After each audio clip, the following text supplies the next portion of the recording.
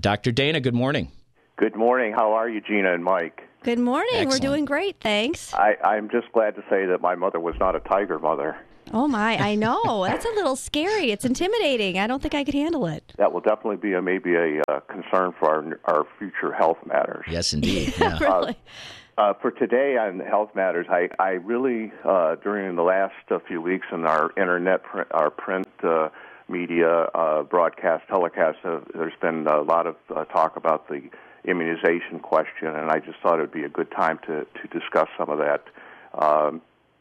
As you know, immunizations are simply a way for us to set off and trigger our immune systems to prevent serious life-threatening infections and diseases, and it does that by exposing us just to a small, safe amount of the most important types of infections, especially childhood infections, and thus preventing them for future occurrence, or even if we do come down with a much milder form.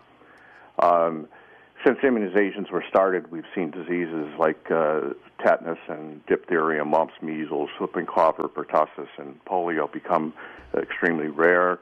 And new vaccines have even decreased our incidences of certain meningitises, pneumonias, and even ear infections. This is extremely important. You got to remember, we have a generation of physicians, a lot of my young colleagues who have never seen a lot of these so-called childhood infections, which is good. Now, I just thought real quickly that there's something that you should be aware of. I think parents should be aware of and be able to discuss with their primary care physicians, and that's the types. There's 4 different types of actual vaccines. There's attenuated or weakened vaccines. There's killed or inactivated vaccines, which we see like in our flu shots.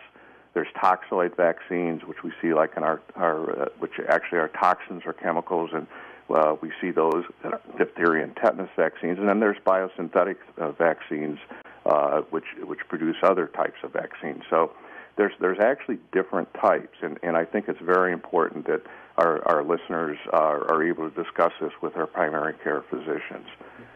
Of course, Gene and Mike, you know what the concerns are of parents. I'll put you on the spot here concerning the use of vaccines, right? Yeah. Oh, yes, absolutely. Is your mic on, Michael? Yeah. I don't know. You have it there. Can you it is. hear Michael? Yeah, Dr. Dane, I wanted to ask you. You know that infamous study that was done was in Great Britain, was it not? Yes. And it was back in the late 80s, I believe, early 90s. Late 90s. Actually. Late 90s, beg your pardon. And it tied autism to childhood vaccinations. That's now been thoroughly debunked, yes? That's true. That's exactly what I was alluding to as far as the recent internet and news media reports. And I think it's very important. It was actually tied to the MMR vaccine. That's what the study looked at. And that over the years, I've had the opportunity to look at the studies that came out of Europe as well as our own country, and those studies have been able to reproduce those results, which is good news for our parents. And safety is the primary thing that I was getting at. That's the biggest concern.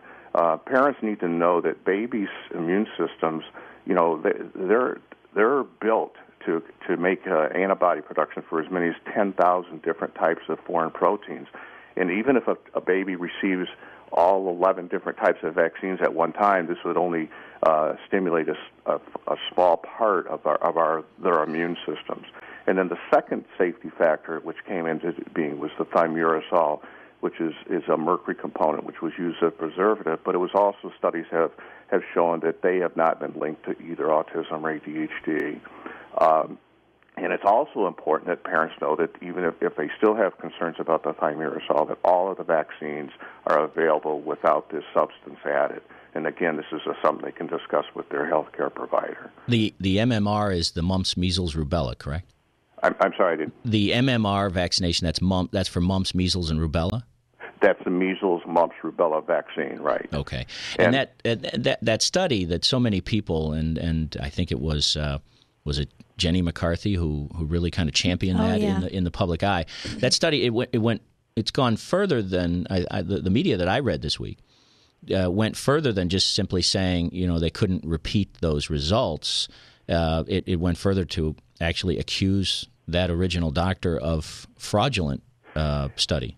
I have read those reports as well, and not being in the legal realm, I'm not. It's probably an area that I'll let those experts go into. But I think the important thing for parents to know is that none of those studies have been able to be reproduced, and they have been looked at rather intensely and very, very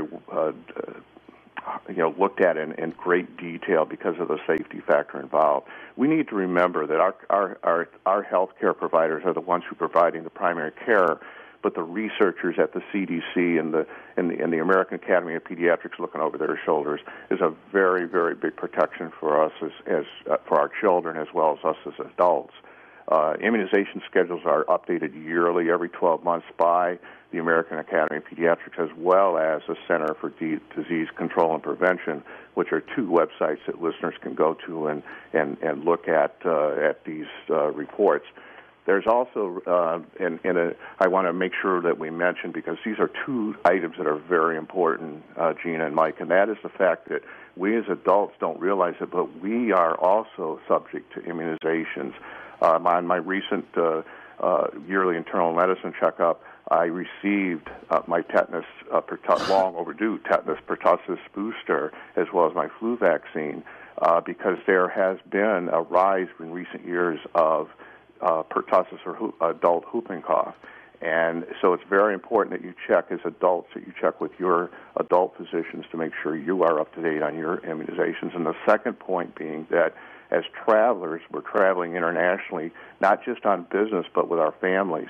And it's very important to check at these websites to make sure that in certain countries you're going to, there may be certain typhoid immunizations, et cetera, that may be necessary. Fantastic advice. Yeah, we'll put those websites up on our site at www.mikeandg.com so that anyone interested in learning more can go to our website and find links to those sites that Dana just mentioned. Perfect. That would be great, because they are very important, I think, both to our children, but to us as adults as well. Dr. Dana, as always, right on the money. Thank you so much for joining us each and every Saturday on the Round Table. Hope you have a great week. You too. Thank you, and I will stay off the highways. Okay, Thanks, bye Dana. now. Bye-bye.